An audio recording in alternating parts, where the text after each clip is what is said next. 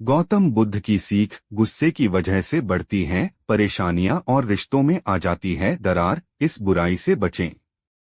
2 वर्ष पहले जिन लोगों को छोटी छोटी बातों पर ही गुस्सा आ जाता है, उनके बने बनाए काम और रिश्ते बिगड़ने की पूरी संभावनाएं होती हैं। गुस्से को इंसान का सबसे बड़ा शत्रु माना जाता है। गुस्से को समय रहते काबू कर लेना चाहिए। यहाँ जानिए गौतम बुद्ध से जुड़ा एक ऐसा किस्सा जिसमें गुस्से से होने वाले नुकसान बताए गए हैं। एक दिन महात्मा बुद्ध और शिष्य के साथ बैठे हुए थे।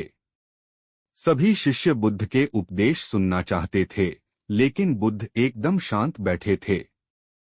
शिष्यों को लगा कि शायद तथागत की सेहत ठीक नहीं है। उसी समय एक शिष्य जो बुद्ध और अन्य शिष्यों से दूर खड़ा था, वह शिष्य जोर से चिल्लाकर बोला कि आज मुझे प्रवचन में बैठने की अनुमति क्यों नहीं दी गई है। शिष्य चिल्ला रहा था, लेकिन बुद्ध आंखें बंद करके ध्यान में ही बैठे थे। बुद्ध की ओर से कोई प्रतिक्रिया न मिलने से वह शिष्य फिर से चिल्लाया कि मुझे यहाँ बैठने की अनुमति क्यों नहीं दी है। अन्य शिष्यों ने बुद्ध से कहा कि उसे भी प्रवचन में आने की अनुमति दे दीजिए। बुद्ध ने आंखें खोलीं और कहा कि उसे वहीं रहने दो, वह अछूत है। अछूत शब्द सुनकर सभी शिष्यों को बड़ा आश्चर्य हुआ। उन्होंने कहा कि हमारे लिए तो जात पात का कोई भेद ही नहीं है, फिर आप उसे अछूत कैसे कह रहे हैं। बुद्ध बोले कि आज वह गुस्से में है। गुस्सा हमारा सबसे बड़ा शत्रु है। इसकी वजह से एकाग्रता भंग होती है।